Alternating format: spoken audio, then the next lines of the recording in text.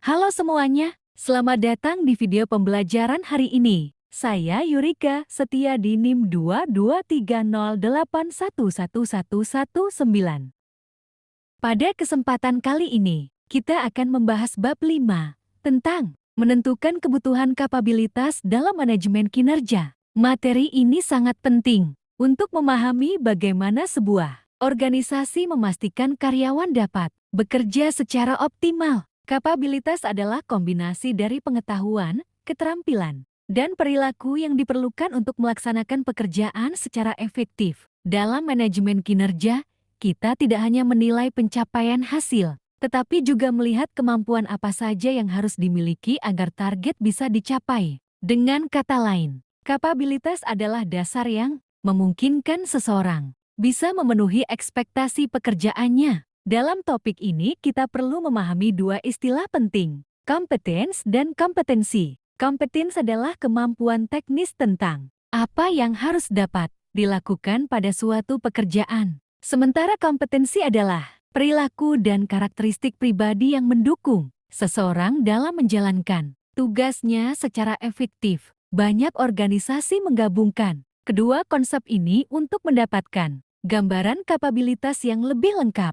Untuk menentukan kapabilitas dalam suatu peran, organisasi melakukan analisis kapabilitas. Proses ini meliputi 3 aspek utama: pengetahuan, keterampilan, dan perilaku. Pengetahuan terkait informasi atau wawasan yang harus dipahami. Keterampilan adalah kemampuan teknis dan soft skill yang diperlukan. Sedangkan perilaku adalah bagaimana seseorang bertindak agar pekerjaannya menghasilkan kinerja yang efektif serta sejalan dengan nilai perusahaan. Ada beberapa metode yang digunakan organisasi untuk menentukan kebutuhan kapabilitas. Pertama, pendapat ahli, yaitu mengumpulkan manajer berpengalaman untuk mengidentifikasi kapabilitas penting. Kedua, wawancara terstruktur dengan karyawan dan atasan untuk menggali perilaku nyata. Ketiga, workshop atau focus grup yang memungkinkan diskusi langsung antara pemegang peran dan manajer. Keempat,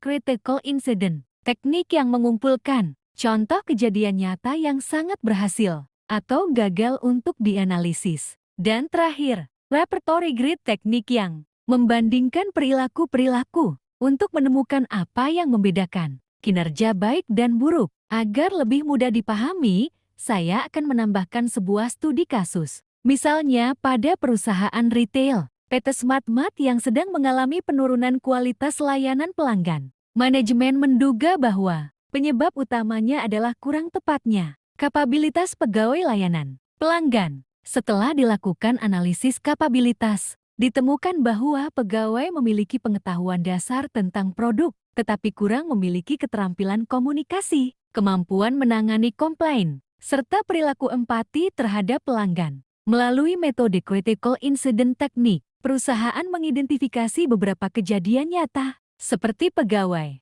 yang tidak mampu menenangkan pelanggan yang marah dan pegawai yang memberikan respon lambat terhadap pertanyaan pelanggan. Dari hasil analisis tersebut, perusahaan akhirnya menetapkan kapabilitas baru yang harus dimiliki, yaitu kemampuan komunikasi aktif, empati, kemampuan problem solving dasar, serta kecepatan dan ketepatan dalam merespon pelanggan. Setelah kapabilitas tersebut dijadikan standar baru, perusahaan memberikan pelatihan tambahan dan melakukan rekrutmen dengan menekankan kompetensi tersebut. Hasilnya, dalam 3 bulan kualitas layanan kembali meningkat dan angka komplain pelanggan menurun. Melalui studi kasus tersebut, kita dapat melihat betapa pentingnya penentuan kebutuhan kapabilitas dalam manajemen kinerja. Tanpa kapabilitas yang tepat, karyawan tidak dapat memenuhi standar yang diharapkan, dan hal ini dapat berdampak langsung pada kualitas layanan maupun kinerja organisasi secara keseluruhan. Sebagai kesimpulan, penentuan kapabilitas merupakan langkah fundamental dalam membangun sistem pengelolaan kinerja yang efektif. Kapabilitas membantu perusahaan memastikan bahwa setiap karyawan berada pada posisi yang sesuai dengan kemampuannya dan memiliki bekal, pengetahuan, keterampilan, serta perilaku yang selaras dengan tujuan organisasi. Demikian pemaparan bab 5 dari saya. Terima kasih atas perhatian teman-teman semuanya. Itulah penjelasan dari bab 5.